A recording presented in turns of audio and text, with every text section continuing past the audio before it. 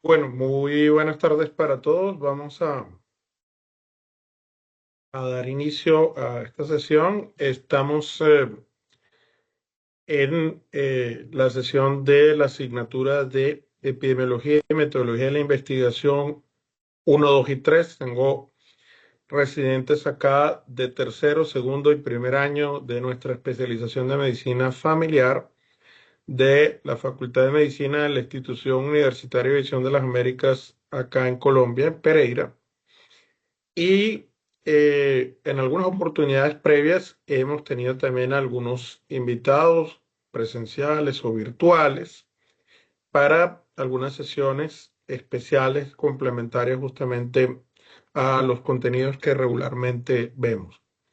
El día de hoy en particular tengo el gusto muy particular y especial de presentar al doctor Jaime David Acosta España, el cual es médico, investigador clínico, con formación avanzada en microbiología médica, en enfermedades infecciosas, medicina del viajero y VIH, con experiencia docente internacional y liderazgo en control de infecciones, el cual además finalizó recientemente un doctorado en microbiología e infección en la Universidad de Jena en Alemania y colabora con el Instituto Leibniz también en enfermedades infecciosas. Su trabajo integra excelencia académica, investigación aplicada y compromiso con la salud global, y el doctor está también vinculado con la Universidad Católica en Ecuador y con la Universidad Internacional SEC. Es un colaborador muy importante también de nosotros, hace parte de la Sociedad Latinoamericana de Medicina del Viajero, y es un gusto hoy presentarlo para que él nos hable acerca de optimización del diagnóstico en enfermedades infecciosas. Jaime, de nuevo, muchísimas gracias por aceptar la invitación y el escenario es tuyo. Adelante, muchísimas gracias. ¿Me confirmas si se escucha? Te escuchamos. Adelante. Listo, muchísimas gracias. Bueno, en primera instancia, le agradezco mucho al doctor Alfonso por la invitación. Como ya bien lo mencionó, hemos colaborado en diversas publicaciones y de hecho seguimos trabajando en muchas más, fundamentalmente en todo esto, ¿no? Medicina tropical, medicina del viajero, enfermedades infecciosas, epidemiología, entre otras. Bueno, primero yo creo mucho en las interacciones, en las presentaciones, así que yo les agradecería muchísimo. Eh, si cuando yo pregunte algo, ustedes quisieran participar o aportar desde su conocimiento o desde su experiencia, sería fantástico. Y en esta oportunidad vamos a hablar de la optimización del diagnóstico de enfermedades infecciosas. Y lo primero vamos a comenzar con esta imagen. ¿Qué opinan a raíz de la imagen que tiene la propia slide de presentación?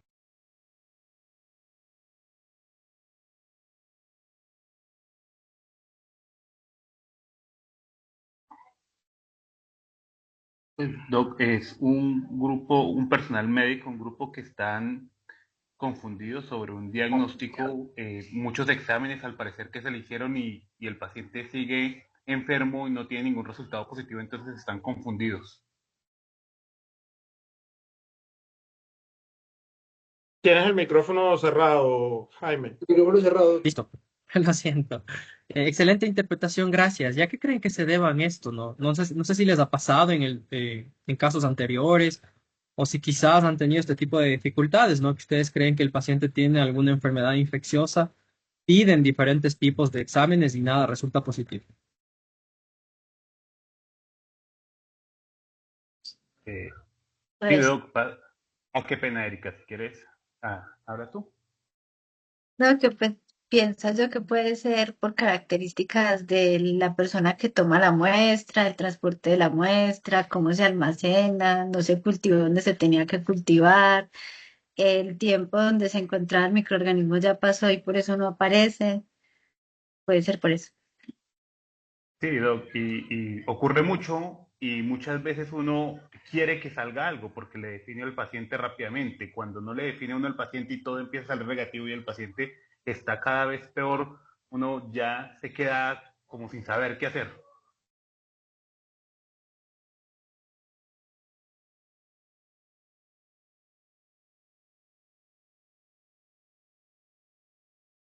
bueno, eso es un poco la barra, ¿no? De lo que queremos encontrar. Bueno, vamos a ver un poco de recomendaciones y vamos a comenzar con los conflictos de interés. No tengo ninguno a declarar y nos vamos a enfocar un poquito en el rol más o menos del médico de familia y el laboratorio de microbiología y también un poquito en el análisis del paciente con enfermedades infecciosas. Y aunque aquí hay un montón de artículos por cual analizar, por los cuales podemos analizar, vamos a enfocarnos en estos dos que de hecho son bastante recientes del 2024. Entonces, en relación a los objetivos del aprendizaje, quiero exactamente más o menos algo de lo que ya han hablado, ¿no? Aplicar un poco los principios de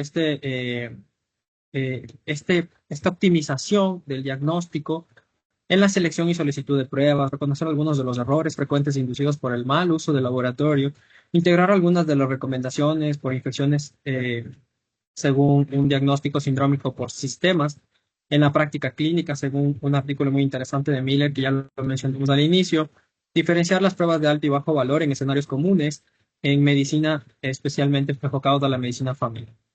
Entonces, hablando un poquito de... un segundito. Ya, lo siento. Hablando un poquito de cómo va a ser la metodología, prefiero una clase invertida, más con sus opiniones, y poco a poco ir moldeando en base a la evidencia y lo que sabemos. Y vamos a tener un poco de discusión de casos clínicos, además de preguntas abiertas.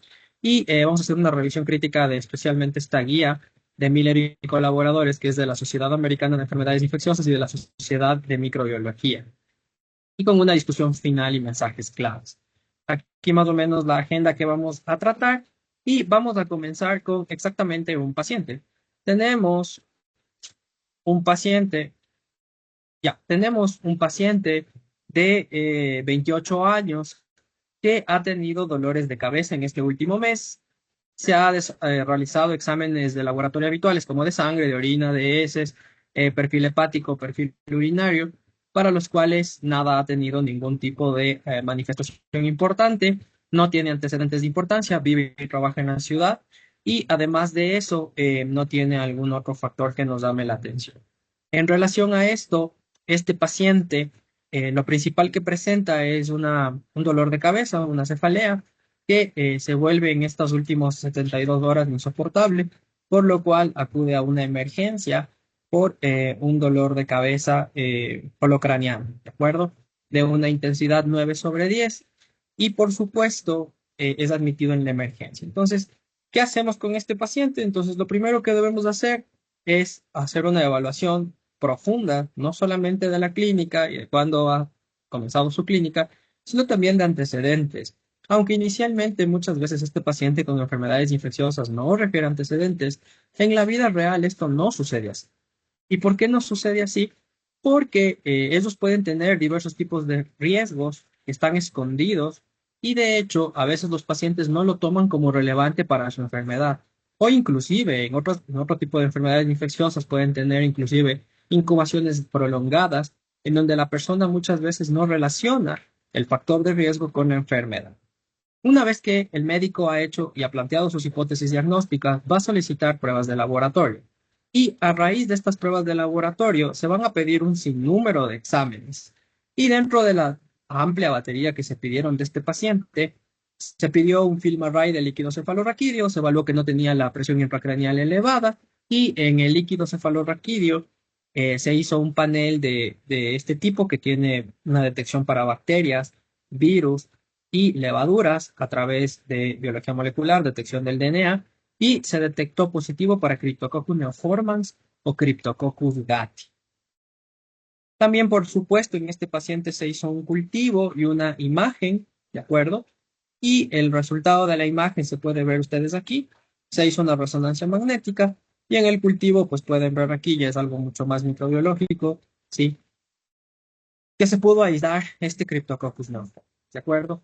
Entonces, podemos tener esta dualidad, ¿no? Este paciente en donde pedimos diferentes pruebas, algo nos sale positivo y nosotros tenemos que interpretar en relación al paciente, o inclusive estos ambientes más complejos, en donde los pacientes reciben muchísimas solicitudes de laboratorio que no responden a las hipótesis clínicas.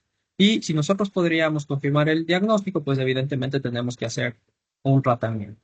Entonces, ese es el objetivo. El objetivo es hacer una evaluación del panorama. Y si no podemos hacer una profunda evaluación del panorama, es difícil solicitar las pruebas propicias e inclusive hacer un tratamiento. Entonces, el médico de familia aquí es muy importante, ¿no? Porque es uno de los primeros filtros. Impacta en la calidad de las muestras y de las pruebas de laboratorio, especialmente enfocado en cómo se hace el diagnóstico, cuáles son las hipótesis y qué es lo que se pide. Aquí, el laboratorio de microbiología es un socio estratégico porque fundamentalmente para las enfermedades infecciosas, este laboratorio nos va a ayudar en la detección de algunos patógenos, pero también vamos a ver que si no sabemos qué específicamente es lo que deberíamos solicitar en base a nuestras hipótesis, también es un factor confusor. Y aquí ahora se habla muchísimo de, así como en los antimicrobianos se habla de antimicrobial stewardship, ahora se habla mucho de este diagnostic stewardship, que es este uso apropiado de las pruebas para mejorar las decisiones clínicas. Entonces, esta es el flujo que recomiendan el artículo que les había comentado de Miller y colaboradores, en donde debemos pedir un test adecuado en el momento adecuado de la muestra adecuada con una colección, transporte adecuada. Y esta es parte de la labor del médico, ¿de acuerdo? Entonces, aquí la pregunta es, ¿cuál es la siguiente parte? Es la de los laboratorios. Una vez que el laboratorio recibe esta muestra, se encarga de un análisis adecuado, de una interpretación optimizada en relación a los resultados y a nuestro paciente. Y por supuesto, una vez que se reporta, esto ya es un trabajo conjunto del laboratorio con el profesional médico y el paciente, porque si es que todo ha salido bien, miren cómo dice todo correcto, correcto, correcto, vamos a tener una interpretación correcta. Ahora, analizando esas veces que ustedes han pedido muchos exámenes de laboratorio y han salido negativos, cuéntenme, no sé si han leído dónde habitualmente en toda esta cadena se produce el error para tener estos exámenes negativos.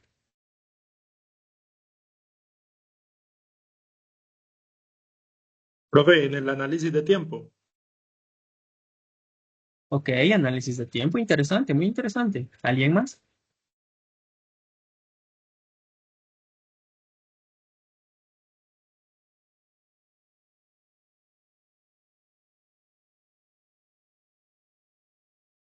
Bueno, aquí hay algo que también ya estandariza mucho los exámenes de laboratorio en diferentes áreas, que incluye microbiología, que es el de Clinical and Laboratory Standard Institute de los Estados Unidos, o el famoso CLSI.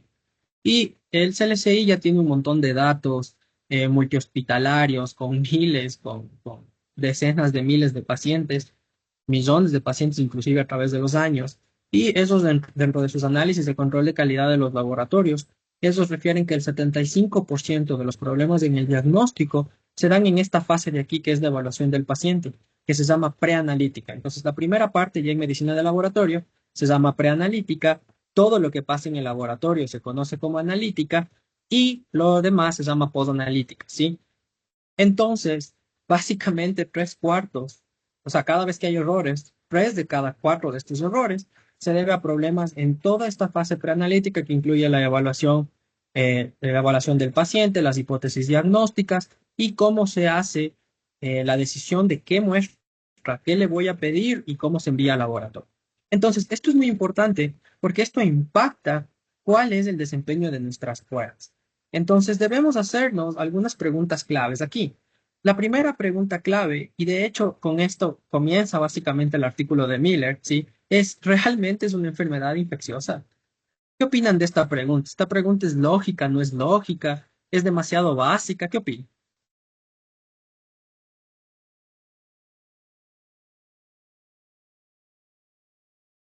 Profe, pues el parte de una pregunta inicia una pregunta de investigación como en sí debe partir todo estudio, ¿cierto? Entonces no, la pregunta ilógica no es, me parece que a mi concepto está bien fundamentada. Muy interesante, de hecho, la apreciación, Doc, porque realmente yo he dado esta capacitación en varias partes, ¿no? Y algo súper curioso es que la mayoría de gente me suele mencionar, pero ¿cómo no vamos a saber que es una enfermedad infecciosa? Y algo súper chistoso, de lo que a mí me interconsultan, me llaman, ¿sí? Entre el 50 al 70% de los casos terminan no siendo infecciosos. O sea, El último paciente que nos llamaron recientemente era un paciente que tenía unas lesiones. Espérame un segundito, ¿sí?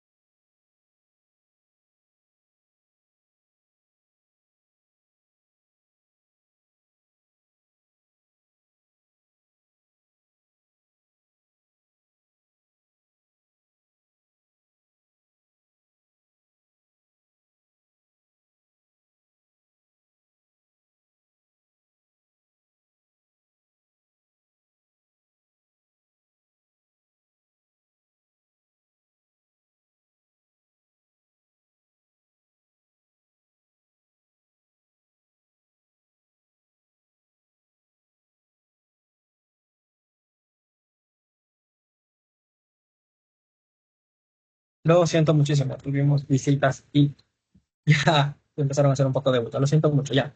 Entonces, como les decía, ¿por qué debemos hacer esta pregunta? Porque es eso, ¿no? Fiebre no es igual a enfermedad infecciosa. Existen enfermedades inflamatorias, enfermedades autoinmunes, oncológicas, que podrían generar cuadros muy semejantes y que no necesariamente podrían tener un agente etiológico infeccioso como el causal de la enfermedad. Entonces, si ya liberamos, ¿no es cierto?, este criterio de eso no es una enfermedad infecciosa, la siguiente pregunta que debemos hacernos es ¿cuál es el agente causal? Y ya vamos a ver cómo esto impacta, como no tienen una idea, ¿no es cierto? Porque si yo, por ejemplo, sospecho de virus, es una forma en la que yo debo solicitar y pedir los exámenes, a diferencia de si yo sospecho de bacteria, hongo, parásito. Y una de las primeras recomendaciones es eso. Si ustedes piensan que es una enfermedad infecciosa en base a la clínica, los antecedentes, intentar orientarse, ¿no? A ver qué es lo más probable. Me voy por una bacteria, me voy por un virus, e inclusive existen varios paraclínicos y antecedentes y clínica del paciente que puede orientar. Y ahora, esto es súper importante porque mucha gente cuando doy este tipo de intervenciones, ¿no? O inclusive interpretación del antibiograma, la gente dice entonces, ¿qué? Espero todos los exámenes para tratar. Esto depende del paciente. Hay pacientes que uno puede hacer una conducta expectante, no es tan grave, son ambulatorios y entonces perfecto, yo puedo esperar. Pero hay pacientes graves, pacientes que están hospitalizados, pacientes que están en terapia intensiva. Entonces aquí yo debo hacer algo que se llama terapia antibiótica o antimicrobiano, dependiendo de la gente, empírica. En base a los datos que yo tengo, se puede instaurar la terapia, pero antes de instaurar la terapia antimicrobiana es adecuado hacer la solicitud y sacar todas las muestras del laboratorio. Porque digamos que fue una bacteria, ustedes no hicieron nada, estuvieron en una guardia a las 8 de la noche un sábado, a la siguiente mañana cuando el tratante les pregunte y sacaron los cultivos, ustedes van a decir no, y entonces se complica, porque una vez que se instauró el antimicrobiano, la probabilidad y el desempeño diagnóstico es muy bajo. Por eso les dejo aquí este punto que dice calidad de la muestra. La calidad de la muestra es todavía superior a la tecnología usada. Entonces hay mucha gente que me dice, no, pues que yo no tengo el equipo X, Y, Z, y por eso yo no puedo hacer el diagnóstico. Miren, yo he tenido la fortuna de trabajar en Alemania, como he tenido la fortuna de trabajar en el oriente del Ecuador. Y nosotros en el oriente del Ecuador, así como ustedes, nosotros también hacemos la rural.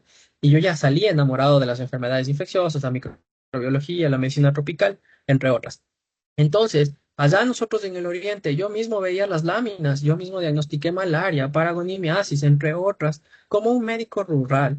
Entonces, lo importante es esto, que tengan el conocimiento, que sepan qué es lo que voy a pedir y que envíen con la mejor calidad posible esta muestra, todo, desde el momento que yo le saco hasta el momento que llega al laboratorio. Y yo no sé si juegan allá en Colombia este juego, pero acá en Ecuador hay un juego que se llama el Florón, ¿no? Que es como algo que está en tus manos y tú le sigues pasando durante el juego. Y es eso, ¿no? O sea, la idea es que mientras esté en tus manos, tú tienes que hacer todo lo posible por ese paciente para que tenga la mejor muestra y entonces ustedes pasan la posta o le dan el florón a nuestros compañeros de laboratorio. Y aquí algo súper importante que no pasa en un montón de lugares, la comunicación del médico con el laboratorio abierto. Yo he llegado en un montón de lugares donde el médico es peleado, nunca baja al laboratorio, o inclusive viceversa, ¿no? El laboratorio les llama y el médico le dice, no, usted mándeme a mí el reporte y fin, se acabó. Eso no existe. Eso no existe porque inclusive desde la patología clínica hay algo que se conoce como la validación de resultados. Y la validación de resultados a veces me ha pasado. Tienes un paciente joven que sale un resultado extraño y tú te preguntas, ¿esto tiene o no tiene sentido? Entonces, yo poder llamar al médico puede ayudar muchísimo a optimizar. Entonces, les dejo 10 principios del manejo de las muestras para enfermedades infecciosas. Lo primero, o sea, así se enojen, así les duela, así que digan que nosotros somos los malvados del mundo mundial. Cuando yo he estado en los laboratorios, porque también hemos trabajado en diferentes tipos de laboratorios, sí, esto es fácil. Toda muestra que no cumple criterios de calidad debe ser rechazada. Y la gente dice, no, pero es que me costó, pero es una muestra, es un paciente difícil, ya le han pinchado mucho, está en terapia intensiva, ya no se puede sacar hemocultivos. Pero lo que no se dan cuenta es que, digamos que es una muestra contaminada con Staphylococcus epidermidis. Y luego después los pacientes son tratados por este Staphylococcus epidermidis y en muchos hospitales son Staphylococcus epidermidis multidrogoresistentes, que son microbiota colonizante de los ambientes hospitalarios y empiezan a tratar cosas que no son. Entonces, por eso no se debe procesar. No se debe identificar más de 3 microorganismos que sean irrelevantes. Entonces, si ya viene un cultivo y me crece un montón de cosas, piénsenlo. Lo más probable es que no sea una buena muestra y estuvo contaminada. Evitar la contaminación a todo costo, a toda costa. No sé si les ha pasado, pero cuando somos más jóvenes, inclusive en la residencia, nos dicen, ve dejando tal examen al laboratorio. Acá en Ecuador pasaba muchísimo eso, ¿no? Entonces, nada, pasaba que la gente se quedaba con la muestra en el bolsillo y se iba a pasear por todo el hospital, iba a merendar, salía por poco al centro histórico de Quito y regresaba. Y entonces no esperamos que esa muestra se contamine. Obvio, esto se va a contaminar. Preferir a eh, líquidos y tejidos a hisopos. Esto es súper interesante porque a los médicos nos encantan los hisopos. ¿Alguien sabe cuál es el volumen que puede colectar un hisopo?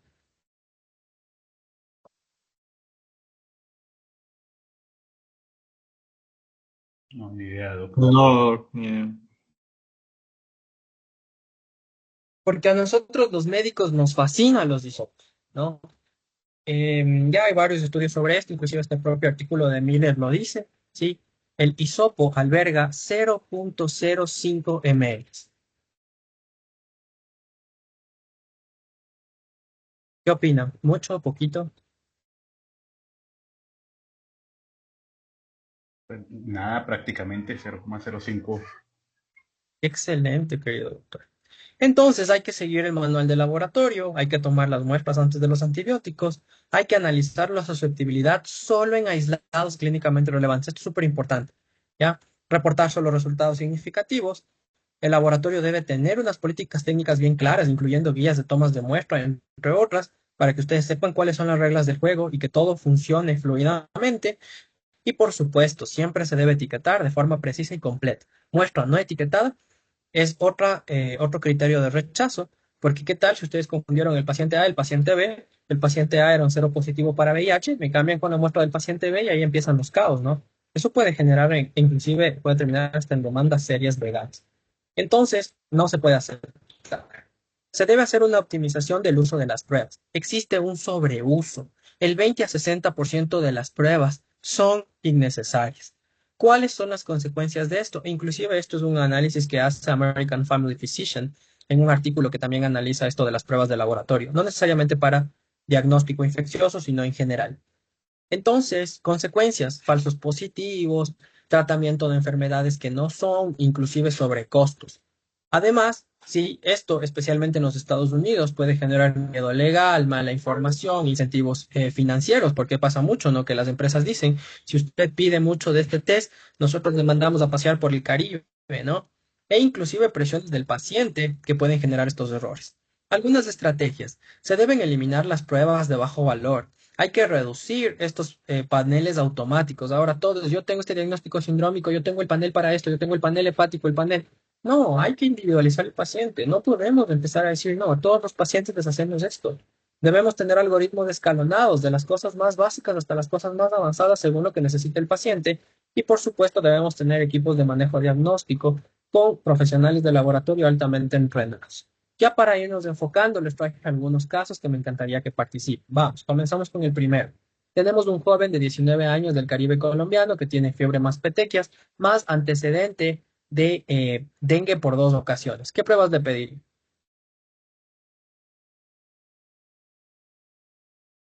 Malaria, dengue. Y malaria. Súper. Malaria, dengue, ok. Listo, ¿cómo se pide la prueba de malaria? ¿En qué se manda la prueba de malaria? ¿Cuáles son las indicaciones para una prueba de malaria? La gota gruesa se solicitaría cada 12 horas por 72 horas. Ujú. Pues ¿Y sí, cómo en se realidad manda la uno laboratorio? pide la primera y si la primera sale negativa y alta sospecha de malaria, entonces se hace el esquema que dijo Pipe. Igual en Colombia, en la guía que sacaron en el 2017 sobre síndrome febril agudo, siempre hay que descartar malaria en un primer síndrome febril agudo. Yo estoy de acuerdo con ustedes, yo diría en la mayoría de Latinoamérica. ¿Qué más? ¿Solo eso? ¿Ya? ¿Le piden una gota gruesa y listo? Ah, no, pues una ¿Gota gruesa hemograma. de dónde? ¿Cómo le piden la gota gruesa? ¿Gota gruesa de dónde? ¿Qué examen le hacen a la gota gruesa? ¿Hay diferencia entre los exámenes, las funciones que se pueden pedir una gota gruesa?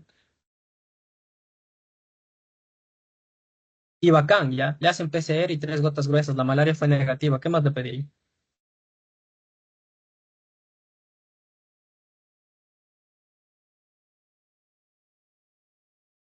Descartamos malaria. Yo les digo, este paciente 8000% seguro no es malaria. ¿Qué le pedí? ¿Qué más le pedí?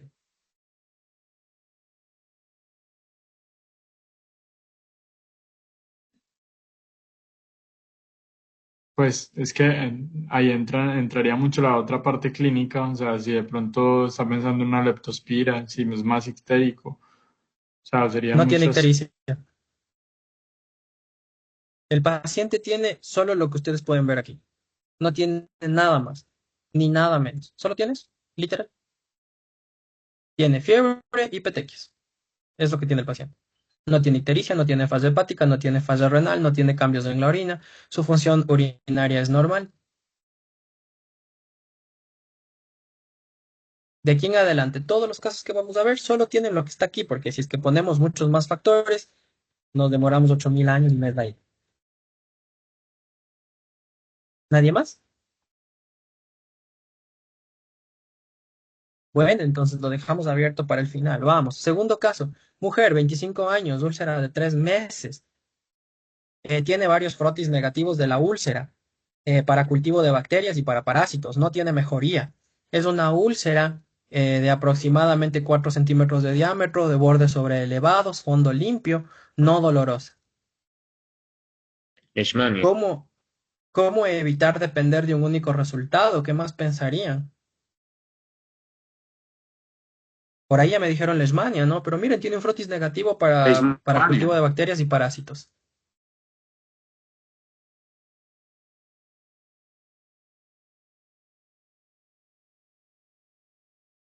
¿Qué opinan?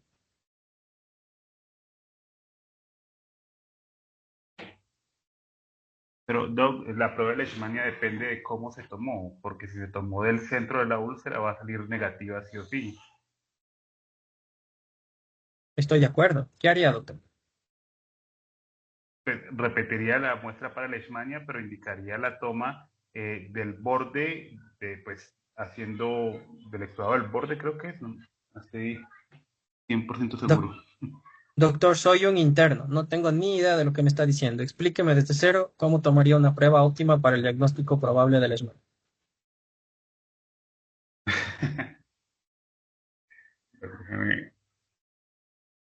Y sin chat GPT.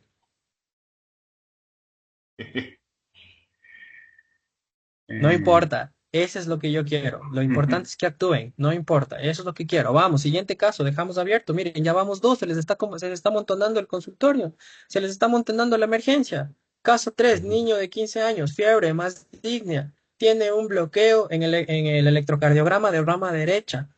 Vive en una zona de la Amazonía de Colombia. Fue negativo para malaria, Zika, chikungunya, dengue. No tenía antecedentes prenatales de importancia, no tenía antecedentes de daño cardíaco previo. Chagas, Interesante, Chagas. ¿Qué pedirían para Chagas? El paciente está con 3 semanas de fiebre. Anticuerpos viene extendido para tripanosomiasis. ¿Ya? ¿Y cómo se pide el pedido para tripanosomiasis? ¿Qué se pide? ¿Cómo se pide? ¿Qué tubo se saca? ¿Cómo se manda?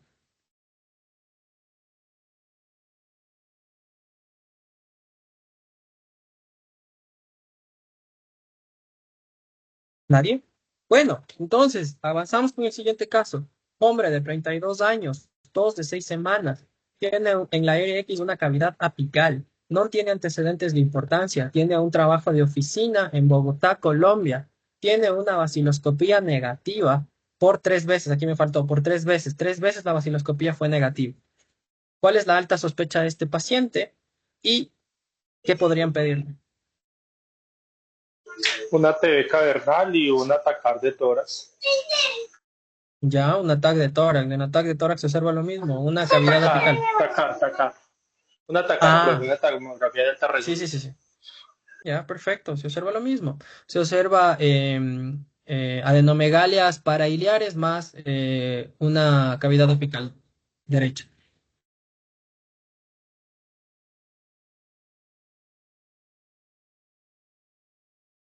Hacerle un seriado de esputo, profe, ya se le hizo. Un seriado de esputo de Sí, todas maneras. tiene tres vaciloscopías negativas.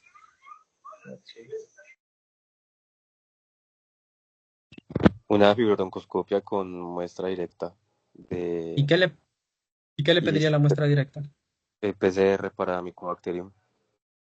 PCR para Mycobacterium tuberculosis, muy interesante. Bueno, listo. Ahora un overview rápido de los casos, ¿no? El primer caso fue un paciente de dengue. El paciente estaba recién con 48 horas. Hicieron los médicos exactamente lo que ustedes, le pidieron una prueba de dengue. Al no especificar qué prueba de dengue, el laboratorio decidió hacer una prueba de IgM, IgG antidengue, la cual fue negativa.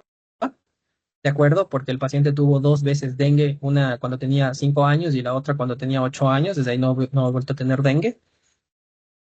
Entonces, el paciente inicialmente fue catalogado como que no tenía dengue. Cuando yo estuvo chocado en la terapia intensiva, le habían pedido 1000 cultivos, 1000 cosas, hospitalizado 5 días. Me dicen, ya le hemos pedido todo, no funciona, ¿por qué no sale? Vuelvo a hacer el análisis del caso y digo, esto es un dengue. O sea, compruébenme que si no es dengue es leptospirosis. Se pidió también serología y PCR de sangre, de los cuales fueron negativos para leptospira. Y finalmente fue un dengue, ¿no? O sea, aquí en la etapa inicial, recuerden que en dengue tiene dos partes, la primera en la viremia, en la viremia tenemos que pedir o PCR o antígeno, eso está a los 5 días, a partir de los 5 días pueden pedir serología, ¿no? Solamente IgM, IgG, no todos los laboratorios disponen de las pruebas NS1 más anticuerpos contra dengue y pueden haber falsos negativos de los anticuerpos porque se piden los primeros 5 días en donde probablemente en muchos casos no hay esta serología. El caso 2 fue una mujer que sí, efectivamente tuvo una leishmania. De hecho, esta paciente tuvo múltiples frotis negativos. Se hizo en el centro de salud de donde vive. El doctor tal vez conozca por Mindo, por los bancos. Se hizo en el hospital de Calderón, que es un hospital de referencia en el norte de Quito. Se hizo en el INSPI. Todos fueron negativos. ¿Por qué? Porque nadie sabía cómo colectar de todos los que mandaron las pruebas. Los médicos que le estaban atendiendo sospechaban de leishmania y no sabían cómo hacer un examen de leishmania, que es lo que yo les pregunté. El examen de leishmania se debe hacer una limpieza de la herida. Cuando la herida está muy limpia, va a empezar a sangrar. En este momento que se hace la limpieza, se hace con una gasa estéril, con solución salina estéril al 0,9%. Una vez que sangra, se van a ir al borde y van a ir secando con una gasa estéril la sangre hasta que deje de sangrar. Y cuando deja de sangrar en el borde, va a empezar a salir este líquido amarillito, que es el transudado, y cuando sale este transudado sin haber sangre, se hace un frotis vigoroso del borde de la lesión. Y de hecho, al frotis del borde de la lesión, dependiendo si tuviera baja parasitosis cutánea, entonces se puede solicitar una biopsia. Ya, entonces en estos pacientes lo mejor es hacer PCR, cultivo y biopsia, no solamente un frotis. Porque o el frotis fue mal tomado o la carga parasitaria de este paciente con leishmania era baja. En cualquiera de los casos, inclusive en una muestra bien tomada, ¿sí? Con carga baja, podrían tener un frotis negativo, a excepción de que el que esté viendo la placa se quiera demorar 1 hora viendo y por ahí nos encuentre un parásito. Esta es una mujer real, era una mujer médica que estaba haciendo la rural. La úlcera era en la oreja, ¿sí? Y este caso lo publicamos. Nosotros cuando publicamos este caso, de hecho publicamos en el Travel Medicine and Infectious Disease y el doctor Alfonso nos la editó, ¿sí? Nos cayó el Ministerio de Salud Pública a decir que el lugar en donde este médico estaba haciendo la rural, esta médica estaba haciendo la rural, era un lugar negativo para Leishmania y que estábamos locos. Entonces nosotros tomamos las fotos y todo lo demás y se mandó y pues fue una leishmania positiva. Se le trató como leishmania y el paciente se curó. Acá tenemos un paciente que tenía un Chagas, pero es un Chagas agudo, doctores. En el Chagas agudo, estimados doctores, no se pide serología. En el Chagas agudo se pide frotis de sangre periférica y se pide PCR para detección de Trypanosoma cruzi. Otro caso que no, que te miren, exactamente lo que les estoy diciendo. Ustedes hasta tienen la sospecha. Pero si yo no sé cómo usar el diagnóstico laboratorial, entonces voy a tener muchísimos falsos negativos. Y el hombre de 32 años era una tuberculosis típica en Latinoamérica. El paciente le cuidaba a su abuelo, que era tuberculoso. Sí, sí, yo mala onda no les di el dato, la epidemiología es lo más importante y más aún en esta cátedra. Sí, tienen toda la razón. El paciente nunca nos dijo que el abuelo era tuberculoso. Hasta que yo le dije, vea, por favor, si alguien tiene tuberculosis en su casa, avísenos. Yo no le voy a decir nada, yo no le voy a juzgar. Esto es una enfermedad, nadie decide por qué enfermarse. Y ahí súper avergonzado me aceptó y me reconoció, sí, mi abuelo tiene una tuberculosis que no está mejorando con la terapia antifímica. Fue una micobacteria en tuberculosis resistente a rifampicina e inclusive salió en el Gene Expert TB-RIF. Tuvo vaciloscopía negativa, cultivo positivo casi a los 3 meses porque tenía baja carga y tuvo un Gene Expert positivo casi al limítrofe.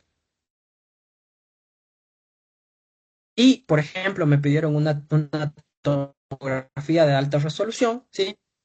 Y cómo modificaba en nuestro caso la tomografía de alta resolución si lo que queríamos saber era cuál era la etiología. Si piensan en algo oncológico para diferenciar y están confundidos hasta aquí quizás.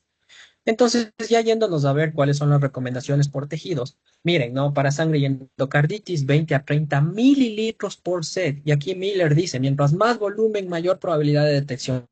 Y se debe tener al menos 2 sets. Y yo recomiendo que el set sea siempre para aerobio y anaerobio. Porque ya nos ha pasado mucho, pacientes de foco abdominal, pacientes de foco pélvico, pacientes oncológicos han tenido sepsis por anaerobios. Y nadie empieza a sospecharnos de anaerobios, ¿no? Siempre antes de los antibióticos, evitar cultivo de catéteres rutinarios y se debe tener en los laboratorios una contaminación del 3%. Les recomiendo que vayan a ver en su laboratorio cuánta contaminación tenemos en los hemocultivos. Sistema nervioso central, se debe pedir más de 1 ml, ideal entre 5 a 10 ml de LSR, lo cual nunca se prioriza para microbiología. Ustedes priorizan para laboratorio, priorizan para el citoquímico, priorizan para la citología, priorizan para todo, y eso no es así. Miller dice que lo que se debe priorizar en estas muestras valiosas, en donde el paciente tiene alta probabilidad de infección, es para las infecciones, porque es lo que le va a dar el diagnóstico, es lo que le va a dar el agente etiológico y le va a ayudar en su tratamiento. No se debe usar el primer tubo por alto riesgo de contaminación con la piel y se debe hacer un gran más cultivo inmediato y si es que hay un poco volumen se puede optar por PCR múltiples en tiempo real como el que vimos en el caso inicial. Infecciones oculares, no hisopos, se debe hacer raspado corneal o biopsia y se debe hacer cultivo especial para hongos y antifungigramas si se sospecha. Se debe procesar inmediatamente este tipo de muestras y por eso deberíamos tener laboratorios con 24 horas. Cabeza y cuello, vías altas, cultivos de secreciones nasales no sirven para absolutamente nada. Yo ni siquiera le pusiera baja utilidad.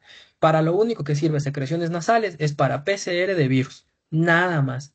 Faringitis, hay que hacer la diferencia entre bacteriana y viral.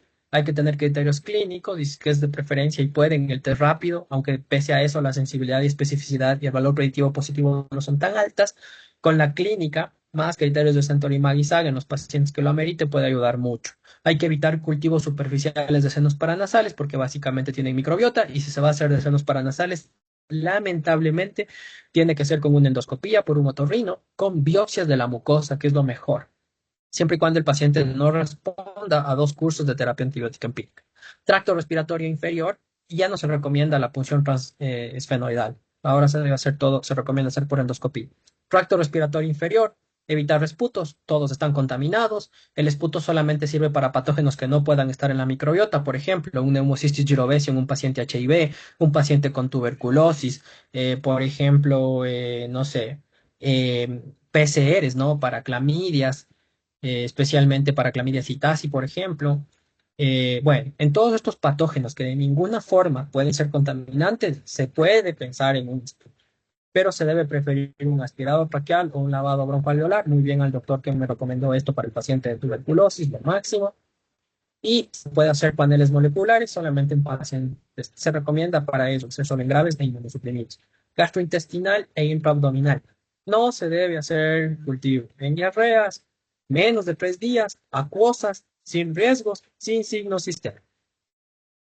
Si el paciente es un paciente normal, tiene menos de 3 días de diarrea, no tiene deshidratación grave o moderada que no responde a la rehidratación al esquema habitual, no es necesario ser, ¿de acuerdo? Se puede hacer multiplex en diarrea grave en pacientes oncológicos, en pacientes inmunodeprimidos, en pacientes con más de 3 días que ya hayan recibido antibiótico previo y que los cultivos hayan sido negativos o en casos de brotes.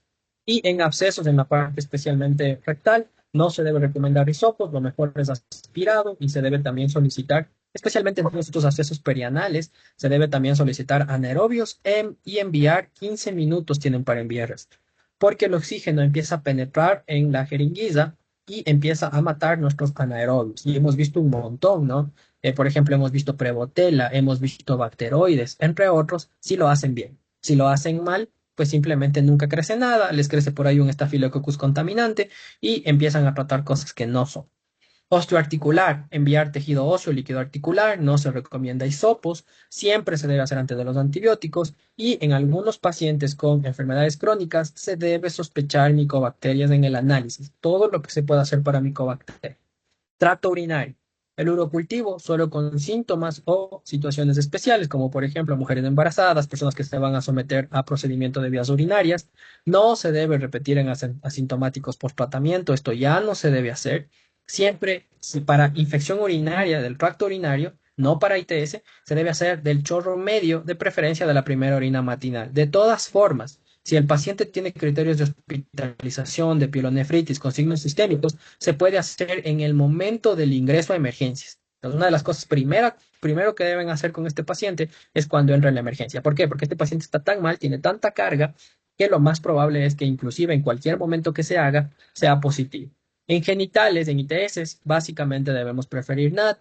Es súper difícil aislar lo demás. Se puede sospechar en gonorrea, clamidia, tricomonas. En la vaginosis, candidiasis, el diagnóstico es clínico, más un gram, con criterios de Amsel, no hay que complicarse. A excepción de vaginosis bacteriana que no responda a 2 ciclos de tratamiento o que tenga criterios de recidiva. En estos momentos, sí es recomendable hacer, ya se han encontrado garnerelas vaginales, Streptococcus, Mobilus, Prebotelas, resistentes a metronidazol, y aunque no es lo más frecuente, puede pasar.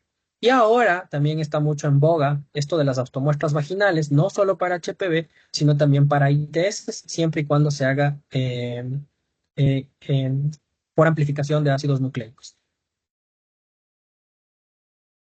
Piel y tejidos blandos, no hisopos superficiales, nunca en la vida, por favor. ¿Sí? Eso lo único que hace es contaminación. Debemos hacer aspirados y lo mejor es el tejido, la biopsia, ¿sí?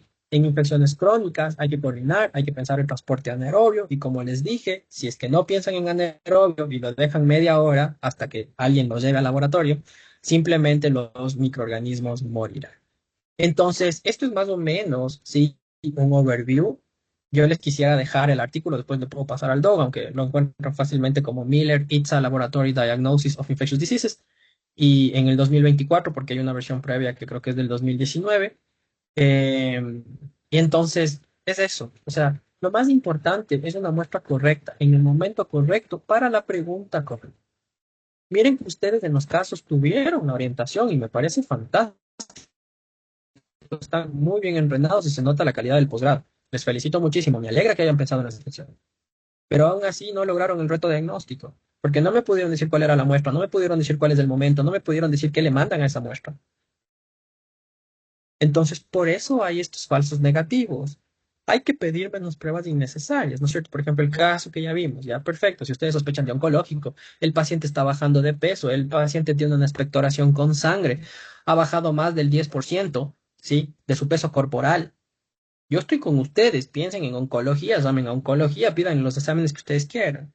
Era un paciente que no tenía esos antecedentes. No sé si es que una tomografía de mayor resolución mejora o no mejora mi respuesta para ese momento para este paciente.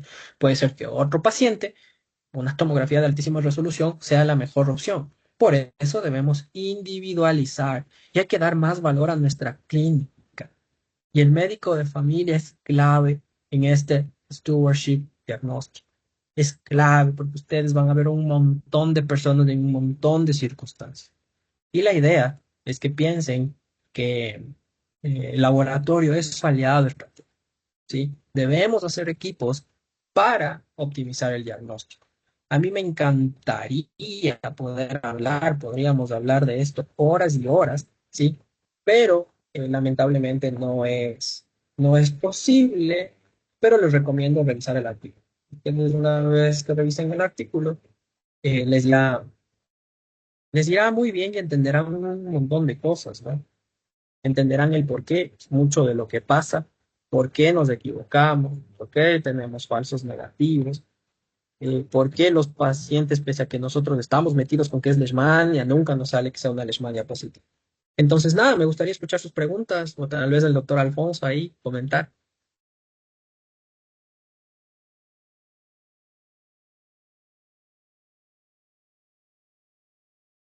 ¿Tienen alguna pregunta para el doctor Jaime? Aprovechenlo. Cualquier duda o inquietud sobre diagnóstico. Es un tema obviamente siempre muy amplio y a la vez en ocasiones se puede también decir que complejo, dependiendo obviamente de los casos particulares.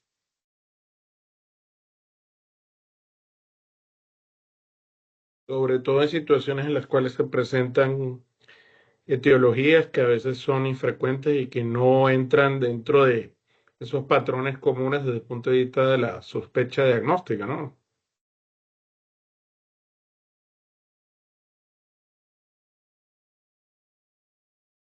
Sí, Le uno como por propuesto el le hecho diciendo, de no allá. hacerlo a menudo Heine. a la práctica, que lo esté repitiendo todo el tiempo a la hora de pedir una prueba o saber cómo se toma, digamos lo que eso no lo tiene uno como prioridad como lo debería tener, sí, pero es por eso, como por la falta de la práctica que uno maneja en cuanto al tema, ¿cierto? Pero siempre es importante recordarlo y traerlo nuevamente a colación.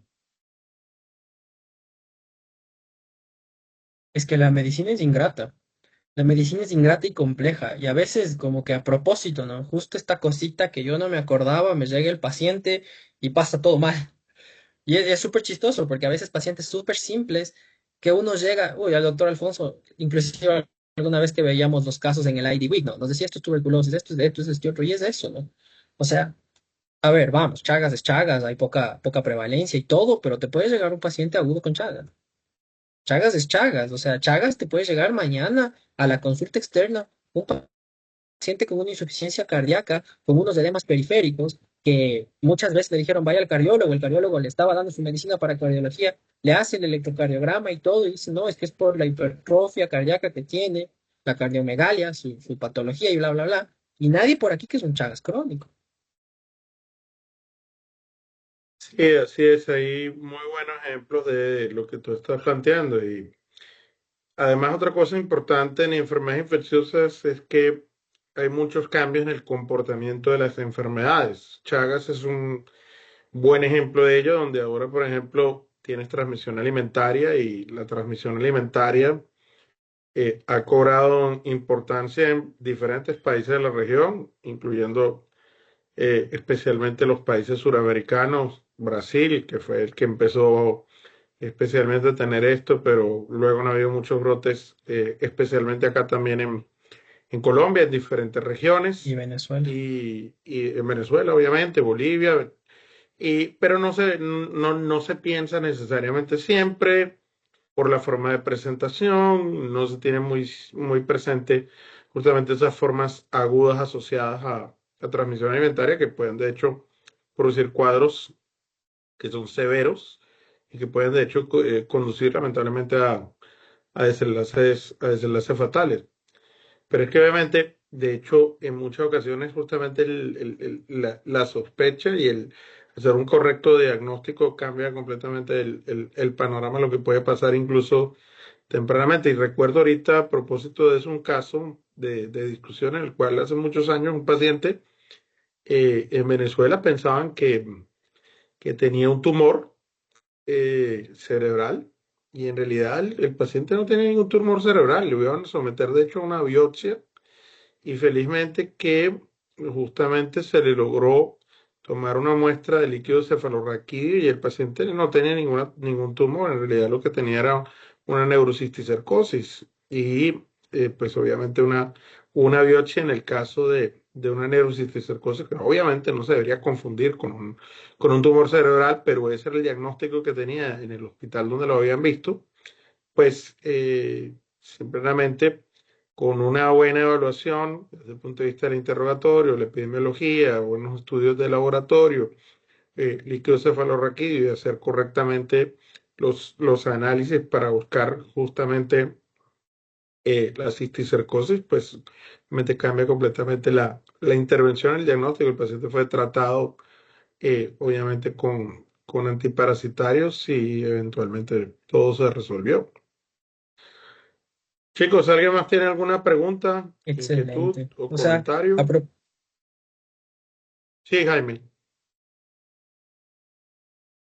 justo a propósito de lo que mencionaba, y justo ahorita que el doc nos decía, sí, pues que son cosas que a veces no vienen frecuentemente, es que así es la medicina, pero les cuento el caso de una cistitis hemorrágica. Paciente con cistitis hemorrágica de 7 días, pensaron en todo, pensaron en cáncer, le hicieron cistoscopía, ya le sacaron biopsia, nada positivo, cultivos negativos, tenía un poco de piuria, ¿no? Sangre, sangre, sangre. Yo al inicio pensé en esquistosomiasis, pero no fue. Igual se le hizo un seriado de orina, etcétera, con centrifugación y métodos de concentración. Y de repente dije, no, o sea, esto es un virus. Mandamos a metagenómica, nos ayudaron en Estados Unidos y salió un poliomavirus tipo J. Entonces, lamentablemente es eso, o sea, estamos expuestos a la probabilidad. Y todos tenemos la probabilidad de que llegue eso. ¿Y cuántos de estos pacientes no están teniendo el diagnóstico preciso? Y ese es el problema. O sea, si nosotros no hacemos este link de cuál es mi hipótesis, cuáles son mis patógenos, y ahora para estos patógenos yo junto todo y digo, estas son las formas adecuadas de hacer el diagnóstico, no se nos va a escapar eso, se nos va a escapar más. Recientemente en un paciente febril aquí en Ecuador se encontró un bunyavirus que lo reportó Juan Carlos con con, con Daniel Romero Daniel Álvarez. Romero. O sea, un bunyavirus, vamos. Nosotros no estamos pensando en bunyavirus todos los días en nuestra consulta, pero eso no quiere decir que no existan estos casos. Sí, así es. Hay que tener la mente muy abierta. Bueno, creo que no hay más dudas, preguntas o comentarios. Y siendo así, Jaime, quiero aprovechar entonces de nuevo para agradecerte tu generosidad, el espacio y el tiempo para que nos acompañaras el día de hoy. Obviamente estamos igualmente a la orden. Esperamos que podamos contar contigo de nuevo en una futura ocasión. Y bueno, esperemos cuando nos volveremos a ver en algún evento nacional o internacional. Muchas gracias. Del nombre, obviamente, de la institución, te damos las gracias por la colaboración y por la participación. Y para todos, muchas gracias por la conexión. Eh, Llegamos hasta acá por el día de hoy. Yo me encuentro en este momento en la ciudad de Cartagena, en la Conferencia de Salud Global. Aquí está la agenda bastante movida. Muchos temas interesantes justamente de la discusión el día de hoy, justo en particular con las arbovirosis, y seguiremos luego conversando también sobre este y otros temas. Muchas gracias para todos y feliz noche. Muchas Gracias, Hasta profe. luego, muchas Muchas gracias. gracias. Que esté bien, Hasta feliz noche. luego. Gracias, hasta luego.